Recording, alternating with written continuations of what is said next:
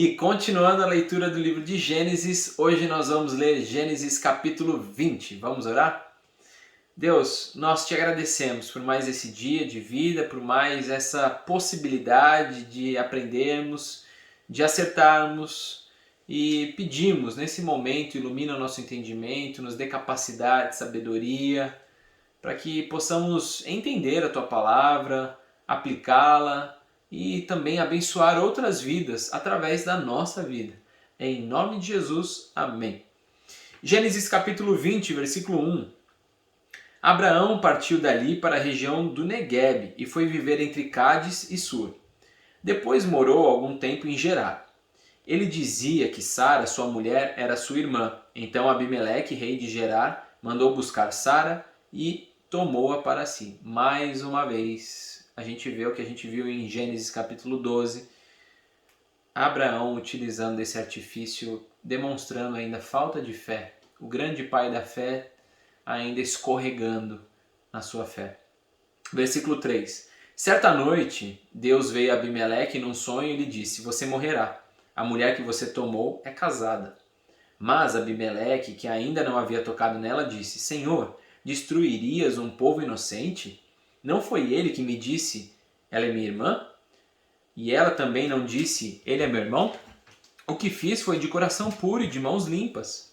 Então Deus lhe respondeu no sonho: sim, eu sei que você fez isso de coração puro. Eu mesmo impedi que você pecasse contra mim e por isso não lhe permiti tocá-la. Agora devolva a mulher ao marido dela. Ele é profeta e orará em seu favor para que você não morra. Mas se não a devolver, esteja certo de que você e todos os seus morrerão. No versículo 7 a gente tem a primeira menção da palavra profeta na Bíblia. Então a gente consegue ver essa relação, esse relacionamento de Abraão com Deus, em que Deus revela a sua vontade através de Abraão, o tornando profeta.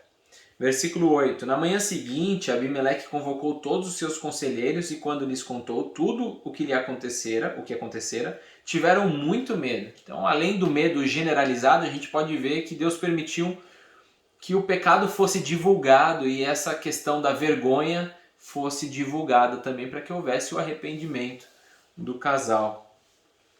Versículo 9. Depois Abimeleque chamou Abraão e disse: o que fizeste conosco? Em que foi que pequei contra ti para que trouxesses tamanha culpa sobre mim e sobre o meu reino? O que me fizeste não se faz a ninguém. E perguntou Abimeleque a Abraão: o que te levou a fazer isso? Versículo 11. Abraão respondeu: eu disse a mim mesmo, certamente ninguém teme a Deus nesse lugar, e irão matar-me por causa da minha mulher. Então, o pai da fé aqui está dizendo que por causa de uma situação adversa, ele foi obrigado a errar e a pecar.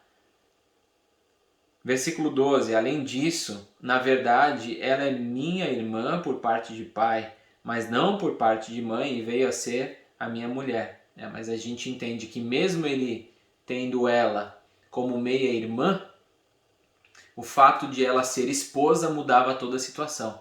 Se você ainda não assistiu, assiste lá Gênesis capítulo 12, eu teço alguns comentários sobre isso. Versículo 13. E quando Deus me fez sair errante da casa de meu pai, eu disse a ela: assim você me provará sua lealdade.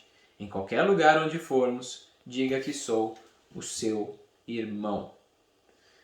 Engraçado no começo do versículo 13 que ele diz assim: quando Deus me fez sair errante da casa do meu pai. Então, além dele jogar a culpa numa situação de medo e falar: essa situação de medo me fez errar, ele também quer jogar uma culpinha aqui em Deus, falando que foi Deus que fez ele sair da casa do pai de uma forma errante, por isso ele teve que combinar com a sua mulher de não falar que os dois eram casados. Então o pai da fé dando uma escorregada aí, tentando dar uma desculpinha a respeito do seu pecado.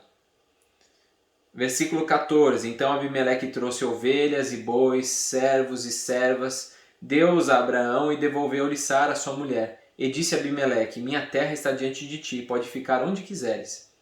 A Sara ele disse: estou dando ao seu irmão 1000 peças de prata, para reparar a ofensa feita a você diante de todos os seus.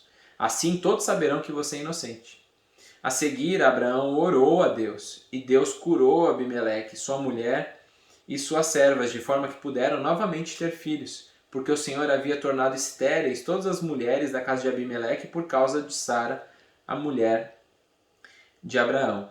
E a gente vê aqui no final do capítulo uma reparação feita por Abimeleque, Abraão orando e as coisas se consertando e voltando para o seu lugar. E a reflexão que eu gostaria de trazer hoje é justamente sobre o diálogo que acontece entre Deus e Abimeleque. No versículo 6, Deus vai dizer: eu mesmo impedi que você pecasse contra mim, por isso não lhe permiti tocá-la. A gente tem que entender que toda vez que acontece um pecado, Deus ele é atingido também. Então, dos dois lados, se a pessoa ela é o ofensor, aquele que cometeu o pecado contra uma outra pessoa, a gente precisa entender que se você é o ofensor, saiba que você atingiu a Deus também e não só aquela pessoa. Então, quando você for pedir perdão, peça perdão a Deus e peça perdão para aquela pessoa também. E se você é o ofendido, saiba que aquela pessoa que te ofendeu e cometeu um pecado contra você, não te ofendeu somente, mas ofendeu a Deus também. E a gente tem que ter certeza e fé que Deus cuida de nós em todas as situações, até nas piores ofensas. Vamos orar? Deus, te agradecemos pela Tua palavra. Te agradecemos porque o Senhor tem cuidado de nós e nessa questão do pecado, que o Senhor nos ajude a lembrar caso nós tenhamos cometido algum pecado contra alguém e isso ficou sem qualquer reparação.